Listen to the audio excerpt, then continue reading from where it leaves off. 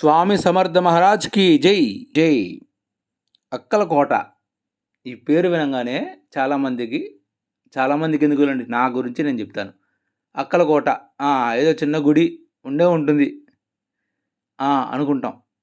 Okay, వెళ్దాం, ఏముందని, దగ్గరే కదా, వెళ్దాం అనుకుని వెళ్ళాం. గానగాపూర్ నుంచి దగ్గరే కాబట్టి ఏదో వెళ్ళాం, అంటే పండరీపురం కూడా వెళ్ళాలి కాబట్టి ఓకే, అక్కలకోట మొదటి నుంచి ఉంది, వెళ్దాం. ఎవరికి తెలీదు, ఎప్పుడు చూడలేదు, కనీసం వీడియోలు కూడా చూడాల అక్కలకోట ఎలా ఉంటుందో కూడా. అసలు షిరిడి సాయికి ఎంత పేరు వచ్చిందో అంతకంటే ఎక్కువ పేరు రావాలని కోరుకుంటున్నా. ఎందుకంటే షిరిడి సాయిని అనగానే సరే, ఇంకా ఆంధ్రప్రదేశ్, ఇంకా ఎక్కడైనా సరే బాగా పూజిస్తారు కదా. ఈ సమర్థ మహారాజ్కి నాకు తెలిసి అంత పాపులారిటీ రాలేదేమో అనుకుంటున్నా, కానీ అక్కడుంది పాపులారిటీ. ఆ మహారాష్ట్రలో సమర్థ మహారాజ్ అంటే ఆయన కూడా ఒక మంచి రేంజ్లో ఉంది. అసలు ఆ ట్రస్ట్ ఉందండి. ఏంది ఆ ట్రస్ట్, అసలు అంత ఉంది. ఆ గుడి ఏంటి అసలు, నాకు ఎంతకాలం తెలియకపోవడం ఏంది, నాకు ఇప్పటికి కూడా అర్థం కావట్లా. అంత అంత మంచి టెంపుల్, అంత బాగుంది టెంపుల్. చూసారు ఎంత బాగుందో. అసలు ఆ వటవృక్షం అండి, అది స్వామివారు అప్పుడు వటవృక్షం. సరే, కథ చెప్తానండి, చిన్న కథ. ఎక్కడో పుట్టి ఎక్కడో పెరిగి ఇక్కడే కలిశాడు స్వామివారు. అంటే ఆయన ఎక్కడ పుట్టాడు, ఎక్కడ పెరిగాడు అనేది లేదండి. స్వామివారు అక్కలకోటకి 1853లో రావడం జరిగిందండి. ఈ వటవృక్షం దగ్గర ఆయన తపోదీక్షలో ఉన్నారని ఇక్కడ స్థల పురాణం చెప్తుంది. ఇక్కడ ఈయన్ని దిగంబర మహారాజు అని కూడా అంటారు, మళ్ళీ వటవృక్ష మహారాజు అని కూడా పిలుస్తారు.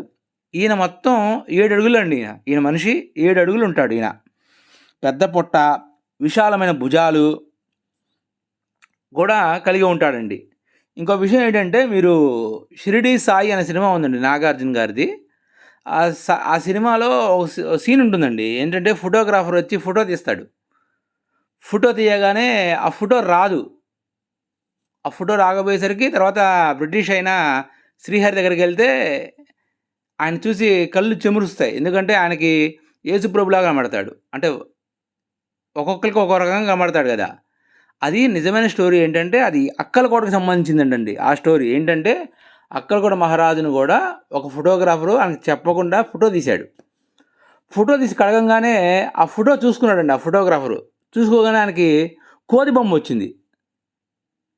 అరే, కోతి బొమ్మ వచ్చింది ఏంట్రా అని నాకు కోతి బొమ్మ వచ్చిందని చాలా బాధపడతాడు. వేరే వాళ్ళకి చూపిస్తే ఆయన పాదాలు కనబడతాయి. అంటే ఒక భక్తుడికి చూపిస్తే ఆ పాదాలు కనబడతాయి. ఇంకా అందరూ చాలా అమ్మో మహిమానిధుడని చాలా గొప్పగా పూజించేసరికి ఇంకా ఆయన తప్పు తెలుసుకొని అప్పుడు స్వామివారి దగ్గరికి వెళ్ళి కాళ్ళ మీద పడతాడు. పడంగానే బాబు తీసుకో బాబు అనగానే అప్పుడు నిజంగానే తీయగానే అప్పుడు స్వామివారి రూపం వచ్చింది. అంటే సేమ్ షిరిడి సాయిలో కూడా ఇదే జరుగుతుంది. స్వామివారు ఎప్పుడైతే అదే సాయిబాబా ఓకే అంటాడో ఫోటోకి, అప్పుడు బాగా వస్తుంది. కాదు, అది ఇక్కడ జరిగిందని నేను అనుకుంటున్నాను. ఎందుకంటే ఇక్కడ స్టోరీ ఉంది అంతా, ఇక్కడ ఫోటోలు కూడా ఉన్నాయి. అక్కడ స్వామివారి మందిరాల్లో ఫోటోలు కూడా ఉన్నాయి. చాలా అద్భుతంగా ఉందండి ఈ టెంపుల్ మాత్రం. ప్రతి ఒక్కళ్ళు చూడండి. అంటే ఇంత బాగుంటుంది అనుకోలేదు. ఇది లతా మంగేష్కర్దండి. నాకు హిందీ రావట్లా. ఇక్కడ ఒకళ్ళని అడిగితే మాకు గొడవ కూడా అయింది.